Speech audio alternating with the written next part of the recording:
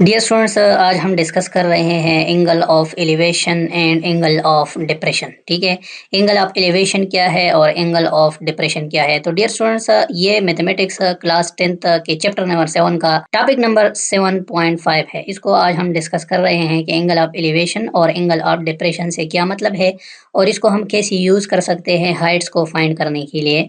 तो dear students, angle of elevation का मतलब है कि the upwards angle from the horizontal to a line of sight from the observer to some point of interest। तो dear students, हमारे पास एक observer है, जिस तरह यहाँ पे दिखाया गया है। एक बंदा है जो देख रहा है। तो ये हमारे पास ऑब्जर्वर है और इस ऑब्जर्वर के से बिल्कुल हॉरिजॉन्टली एक लाइन है, हाइपोथेटिकल लाइन है। और ये ऑब्जर्वर इस वक्त इस प्लेन को देख रहा है। तो ये प्लेन जो है ये हमारे पास पॉइंट ऑफ इंटरेस्ट है। अगर ये ऑब्जर्वर नीचे देख रहा है, यहाँ पे जिस तरह ये इस डॉग को देख रहा है, तो ये डॉग हमारे पास पॉइंट ऑफ इंटरेस्ट है।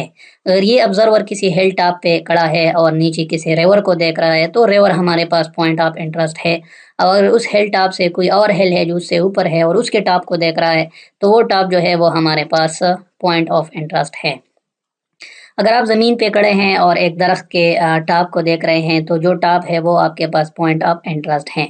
तो जिस तरह आप देख रहे हैं, तो आपकी जो लाइन है उसको हम एंगल ऑफ, बल्कि उसको हम लाइन ऑफ साइट कहते हैं। ठीक है डियर स्टूडेंट्स, यानी जिस तरह आप देख रहे हैं, तो जो डायरेक्ट रे बनता है आपसे पॉइंट ऑफ इंटरेस्ट की तरफ, उसको हम लाइन ऑफ साइट कहते हैं। और जो हाइपोथेटिकल हॉरिजॉन्टल लाइन है, इसके साथ जो एंगल बनता है उसको हम एंगल ऑफ एलिवेशन कहते हैं। अब अगर आपका पॉइंट ऑफ इंटरेस्ट नीचे है, तो जो हॉरिजॉन्टल के साथ एंगल बनता है उसको हम एंगल ऑफ डिप्रेशन कहते हैं। तो इसको हम जाविया सऊद, इंग्लिश में जाविया सऊद और जाविया नुजूल कहते हैं। नुजूल डिप्रेशन को कहते हैं, सऊद ऊंचाई को कहते हैं। ठीक है डियर स्टूडेंट्स, तो इसकी जो एग्जांपल्स हैं वो फर्दर भी हम इसमें डिस्कस करेंगे। लेकिन यहाँ पे जो डिफिनीशन में कहा गया है कि if the angle goes downwards, अगर वो एंगल आपके पास नीचे की तरफ बन रही है, तो उसको हम फिर एंगल ऑफ डिप्रेशन कहते हैं, यानी जाविया नुजूली, जिस तरह हम उर्दू में जो भी नाम होते हैं ये हम उसको कहते हैं। ठीक है डियर स्टूडेंट्स, तो अब हमारे पास एक एग्जाम्पल है जिसमें हम देखते हैं कि एंगल ऑफ डिप्रेशन और एंगल ऑफ एलिवेशन को कैसे हम देखते हैं। तो डियर स्टूडेंट्स, ये एक ऑब्जर्वर है जिसका नाम जॉनसन है। अब ये ऑब्जर्वर जो है इस वक्त एक ऐसी जगह पे है कि नीचे समंदर है, ऊपर जहाज है। अब इस नीचे समंदर में अगर ये देख रहा है, तो पॉइंट ऑफ इंटरेस्ट यहाँ पे ये कश्ती है। अगर ये ऊपर देख रहा है, तो पॉइंट ऑफ इंटरेस्ट जो है वो ये जहाज है। तो डियर स्टूडेंट्स, एक हॉरिजॉन्टल लाइन है, तो इसकी लाइन ऑफ साइट इस जहाज से जो एंगल बनाता है उसको हम एंगल ऑफ एलिवेशन कहते हैं। और इसकी लाइन ऑफ साइट जो इस कश्ती के साथ या शिप के साथ जो एंगल बनाता है इस हाइपोथेटिकल हॉरिजॉन्टल के साथ, तो उसको हम एंगल ऑफ डिप्रेशन कहते हैं। तो डियर स्टूडेंट्स, अब हम देखते हैं कि ये अगर हम देखें तो ये लाइन ऑफ साइट है। अब इस वक्त ये बंदा इधर देख रहा है, तो ये आके जब इधर देखेगा, तो ये 22.1 डिग्री ये एक हाइपोथेटिकल एंगल है, हमने ज़ीम किया हुआ है कि ये इस हाइपोथेटिकल यानी फर्जी हॉरिजॉन्टल के साथ जो बना रहा है इस वक्त, ये एंगल जो है ये एंगल ऑफ एलिवेशन है। किस चीज़ का? इस प्लेन का। किसके साथ? जॉनसन के साथ। ठीक है, अब अगर ये जॉनसन जो है वो इस कश्ती को देखे, तो इसको हम कहते हैं कि angle of depression of the याच है। ठीक है, याच हम इस छोटी कश्ती को कहते हैं। तो ये जॉनसन जो है अब इधर देख रहा है, तो ये एंगल ऑफ डिप्रेशन है। ठीक है, इस हॉरिजॉन्टल के साथ ये डाउनवर्ड एंगल बना रहा है, तो इसको हम एंगल ऑफ डिप्रेशन कहते हैं। ठीक है डियर स्टूडेंट्स, तो angle of depression of the arch from the Johnson, तो ये एंगल ऑफ डिप्रेशन हो गया। और जब ये ऊपर देख रहा है, तो ये हमारे पास एंगल ऑफ एलिवेशन हो गया। तो एंगल ऑफ एलिवेशन और एंगल ऑफ डिप्रेशन की अभी मेरे ख्याल में आप लोगों को समझ आई होगी। आई होप आप लोगों को ये मज़ीद इसमें एक्सप्लेनेशन की ज़रूरत नहीं है। तो डियर स्टूडेंट्स, चलते हैं डायरेक्ट एग्जांपल्स की तरफ, और एग्जांपल्स के बाद हम एक्सरसाइज को सॉल्व करते हैं और देखते हैं कि एंगल ऑफ एलिवेशन और एंगल ऑफ डिप्रेशन का इस्तेमाल हम किन किन चीज़ों में कर सकते हैं।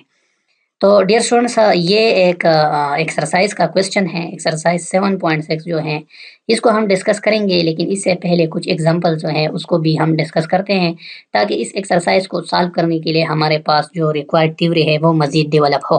तो डियर स्टूडेंट्स, चलते हैं और किताब ही के अंदर कुछ एक्सरसाइज से पहले जो एग्जांपल्स है उसको डिस्कस करते हैं। डियर स्टूडेंट्स, ये हमने पढ़ लिया कि एंगल ऑफ एलिवेशन क्या है, एंगल ऑफ डिप्रेशन क्या है, और लाइन ऑफ साइट क्या है, और हाइपोथेटिकल हॉरिजॉन्टल डिस्टेंस क्या है, ये सारी चीजें, हॉरिजॉन्टल लाइन क्या है, ये सारे हमने पढ़ लिए। तो अब हम एक एग्जांपल जो है, एग्जांपल 20 जो है चैप्टर 7 का, उसमें कहा गया है कि एक एरियल फोटोग्राफर है, ठीक है, यानी एक फोटोग्राफर है जो हवा में जहाज में है, और वो एक फार्म हाउस जो है उसकी फोटोग्राफी कर रहा है। फार्म हाउस जो है डियर स्टूडेंट्स, वो एक बहुत बड़ा मकान होता है जिसके अंदर लॉन्स होते हैं, और यानी एक कन्वेंशनल हाउस नहीं होता, ठीक है। एक फार्म हाउस बड़े बड़े घर को कहते हैं, ठीक है। तो एक एरियल फोटोग्राफर है जो कि फोटोग्राफ कर रहा है एक फार्म हाउस को, एक कंपनी के लिए, और ये फोटोग्राफर कहता है कि बेस्ट फोटो जो है वो अप्रोक्सीमेटली 475 फुट और distance of 850 foot from the farm house वो ले सकता है। तो angle of depression from the plane to the house क्या है? अब अगर आप देखें तो ये वो जगह है जो हाउस है। अब इससे ये बंदा जो है वो डायरेक्टली हवा में 850 फुट ऊपर है, और ज़मीन से 475 फुट भी ऊपर है। तो ये अगर आप देख ले तो इस जहाज़ जो एंगल ऑफ डिप्रेशन बना है, जहाज़ तो नीचे देख रहा है ना, तो जहाज़ एंगल ऑफ डिप्रेशन बनाएगा, जहाज़ के साथ हॉरिजॉन्टल ये है, तो एंगल ऑफ डिप्रेशन यहाँ भी क्या है? तो हमें ये हाइपोटेन्यूज भी मालूम है और ये परपेंडिकुलर भी मालूम है। तो ये जो एंगल है, एंगल और ये एंगल ये सेम है, ठीक है ना। ये एंगल अगर आप देखें और ये एंगल आप देखें, हमने थ्योरम में पढ़ा है कि अगर दो पैरेलल लाइंस हो और उसको एक लाइन जो है वो एक एंगल थीटा के साथ क्रॉस कर रहा हो, तो वो जो एंगल है जो थीटा एक लाइन के साथ बनाता है, वो दूसरे लाइन के साथ भी वही एंगल बनाएगा, ठीक है। तो यहाँ पे ये थीटा बना रहा है, तो यहाँ पे ये थीटा और ये थीटा एक ही बात है। तो इस वक्त आप एंगल आप ये थीटा अगर फाइंड कर ले तो ये ऐसी ही है जैसे आप ये एंगल ऑफ डिप्रेशन फाइंड करेंगे, ठीक है। तो डियर स्टूडेंट्स, ये सबसे पहला क्वेश्चन है। इसके बाद मजीद क्वेश्चंस इजी हैं। तो ये परपेंडिकुलर है और ये हाइपोटेन्यूज है, तो साइन थीटा में परपेंडिकुलर और हाइपोटेन्यूज दोनों आते हैं। तो हमें परपेंडिकुलर भी मालूम है, हाइपोटेन्यूज भी मालूम है, तो साइन थीटा का एक साइड तो हमें मालूम हो गया। दूसरा साइड जो है वो हम कैसे उसका साइन इनवर्स लेके हम उससे थीटा जो है वो कैलकुलेट कर सकेंगे, ठीक है डियर स्टूडेंट्स। तो हमारे पास जो एंगल आ रहा है वो अप्रॉक्सीमेटली 34 आ रहा है, ठीक है। कैलकुलेटर में अगर आप देख ले तो ये 33.99 समथिंग होगा जी, इन्होंने अप्रॉक्सीमेट करके 34 लिखा है।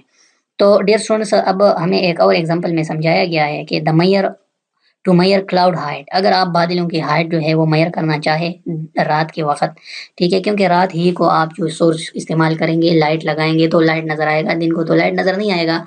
ए vertical beam of light is directed on a spot on the cloud, cloud पे हमने बिल्कुल एक वर्टिकल लाइट की बीम को फोकस किया हुआ है जो क्लाउड पे से टकरा रहा है और हमें नजर आ रहा है।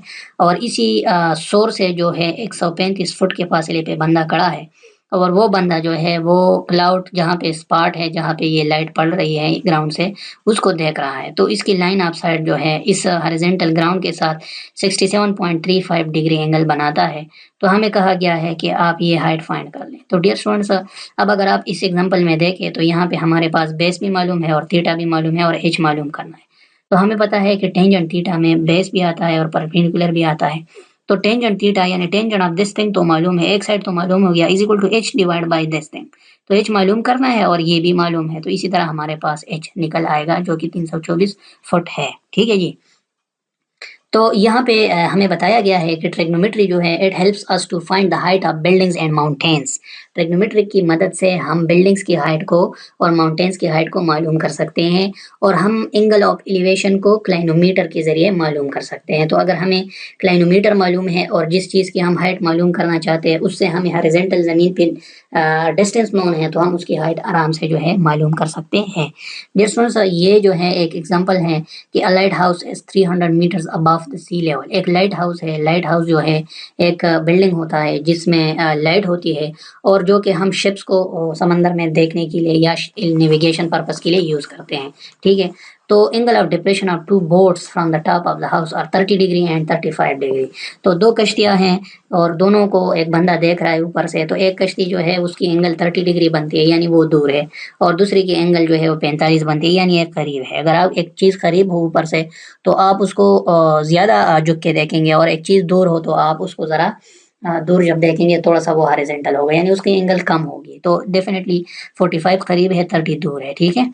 तो if line joining the boards passes through the foot of the light house, वो कहता है कि वो हॉरिजॉन्टल जो है फुट ऑफ द हाउस की तरफ आ रहा है, तो इन दोनों बोर्ड्स के दरमियान डिस्टेंस जो है वो आप मालूम कर लें।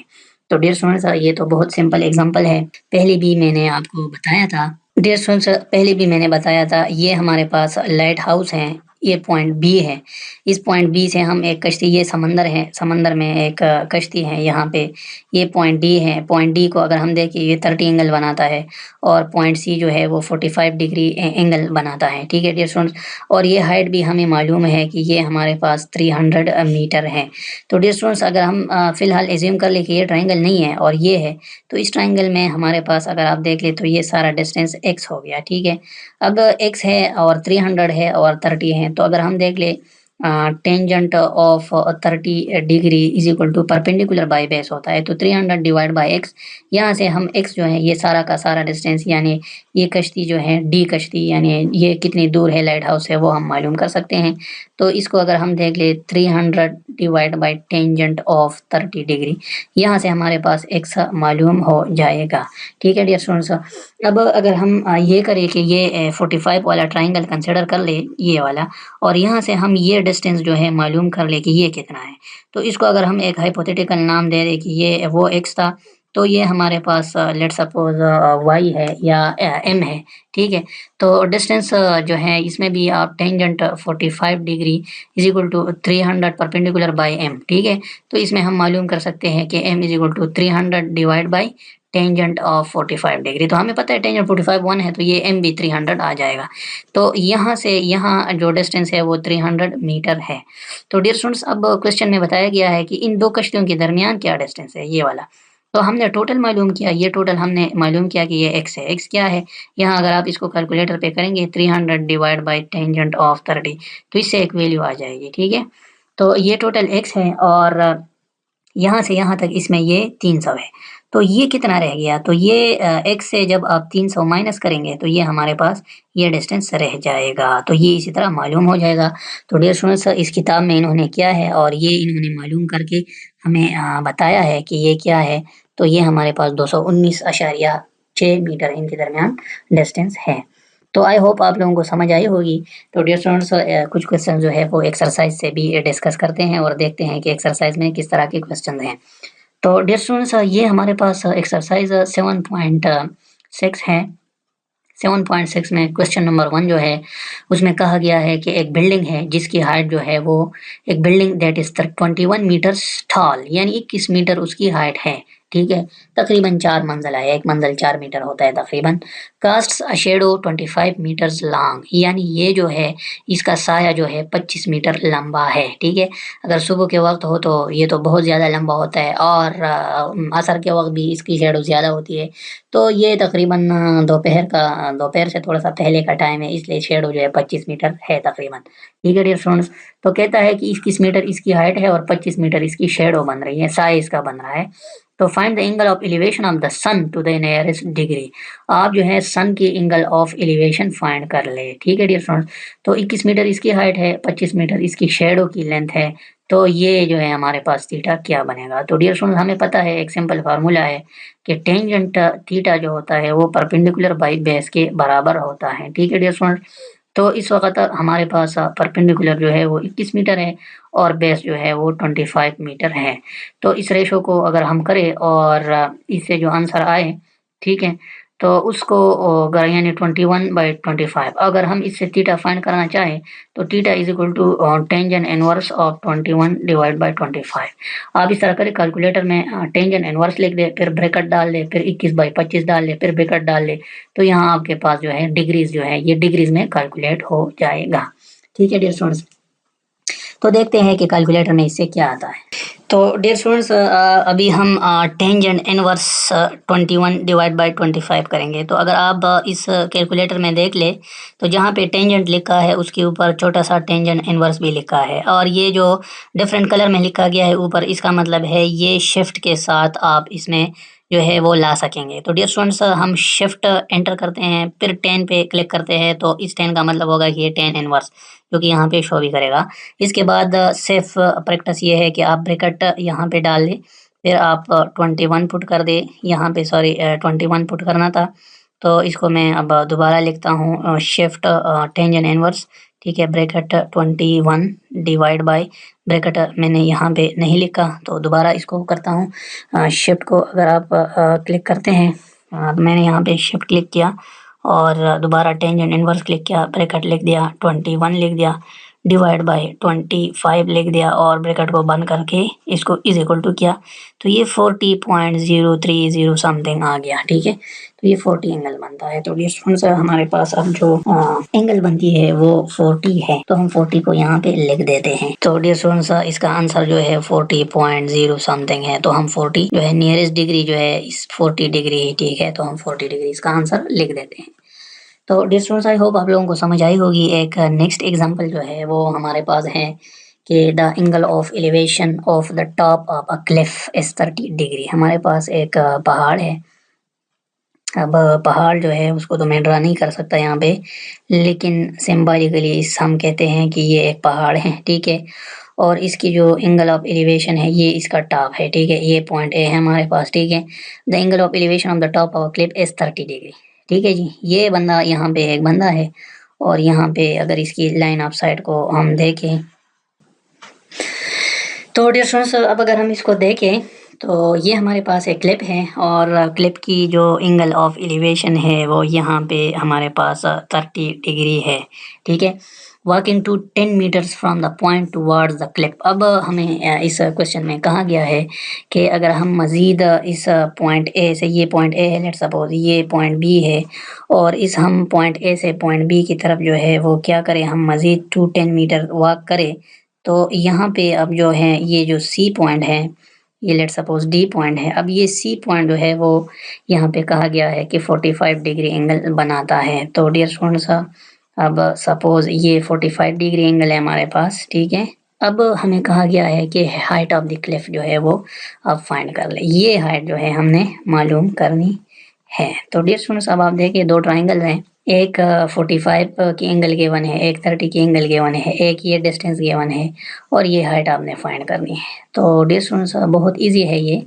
इसमें अगर हम इसको सॉल्व कर लें, पहले ये सारा डिस्टेंस जो है लेट सपोज हमारे पास x हो गया। ठीक है, और ये जो डिस्टेंस बाकी बच गया ये हमारे पास x माइनस 210 हो गया। ठीक है डियर स्टूडेंट्स, अब अगर हम देख ले तो हाइट ऑफ द क्लिप जो है वो हम कैसे फाइंड कर लेंगे।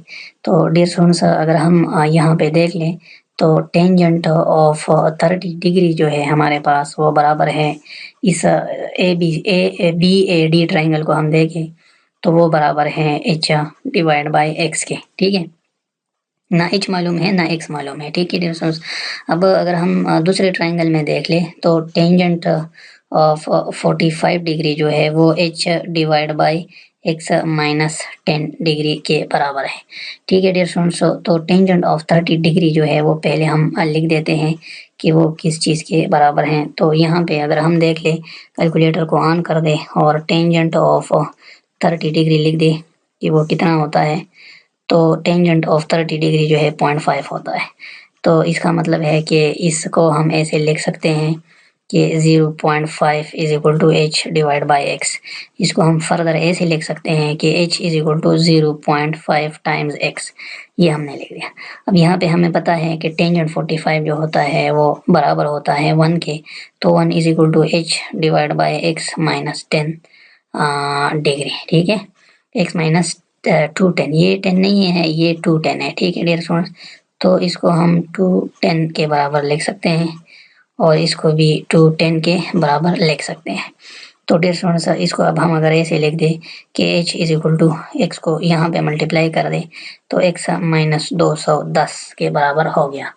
अब डियर स्टूडेंट्स यहाँ पे अगर आप देखें h जो है वो 0.5 x के बराबर है और यहाँ पे h जो है इसके बराबर है। तो इसको अगर हम इक्वेशन 1 लिख दें और इसको हम इक्वेशन 2 कहें, और अब एक काम ये करें कि इक्वेशन 1 और 2 को हम बराबर लिख दें आपस में, तो 1 एंड 2 इसको हम बराबर लिख दें तो डियर स्टूडेंट्स इसका मतलब है कि 1h दोनों तरफ h है, तो इसका मतलब है राइट हैंड साइड की लेफ्ट हैंड साइड के बराबर हो गया। तो 0.5x जो है वो बराबर हो गया x माइनस 210 के। ठीक है, अब हम इस तरह करते हैं कि इसको उधर ले जाते हैं और इसको इधर ले आते हैं तो ये आसान हो जाएगा। तो डियर स्टूडेंट्स अब इस तरह करने के बाद हमारे पास यानी 210 is equal to X minus 0.5 X हो जाएगा, और ये मज़ीद जो है इस तरह हो जाएगा कि 210 इज इक्वल टू यानी 1 एक्स से अगर आप आधा एक्स ले जाए तो ये फिर आधा एक्स बन जाता है, आधा एक्स। ठीक है, तो ये हो गया जी x is equal to 210 divide by 0.5। ठीक है जी। तो 210 डिवाइड बाई 0.5 का मतलब है कि आप इसको 2 से मल्टीप्लाई करें तो ये हमारे पास 420 जो है बड़ा ख़तरनाक नंबर इस x से आ गया। ठीक है जी। तो ये x जो है हमारे पास 420 के बराबर है। ठीक है डियर स्टूडेंट्स, ये सारा का सारा x जो है ये 420 के बराबर है। तो अब आप h जो है वो x हमने मालूम किया है कि किस किस चीज़ के बराबर है। तो आप किसी भी इक्वेशन में आप पुट करें, आपको x मालूम है, इसमें पुट करें या उसमें पुट करें कोई फ़र्क नहीं पड़ता। तो आपको x मालूम हो गया तो यहाँ पे आप 0.5 कर दें। ठीक है। और x को यहाँ पे 420 कर दें। ठीक है डियर स्टूडेंट्स। तो h जो है आपके साथ मालूम, आपके पास आंसर आ जाएगा कि ये भी 210 मीटर के बराबर है। ठीक है डियर स्टूडेंट्स। तो h भी हमारे पास h की वैल्यू जो है वो 210 मीटर हो गई। तो हमने इस तरह वैल्यू जो है h के मालूम की है। तो आई होप आज आप लोगों को ये एक्सरसाइज समझ आई होगी, आप लोगों को मज़ा भी आया होगा कि आपने कैसे जो है tangent theta, cos theta, cosine theta को यूज़ करके और angle of elevation, angle of depression को यूज़ करके हाइट्स मालूम कर लिए। और इसी तरह अगर हाइट आपको मालूम है तो दो पॉइंट्स ऑफ इंटरेस्ट के दरमियान आपने डिस्टेंस कैसे फाइंड कर लिया। तो ये सारी चीज़ें आप लोगों को समझ आई होगी। आई होप आप लोगों ने एंजॉय किया होगा। इंशाल्लाह इसके बाद हम मज़ीद फिर कुछ क्वेश्चंस करेंगे। तब तक के लिए इजाज़त दीजिएगा। अल्लाह हाफ़िज़।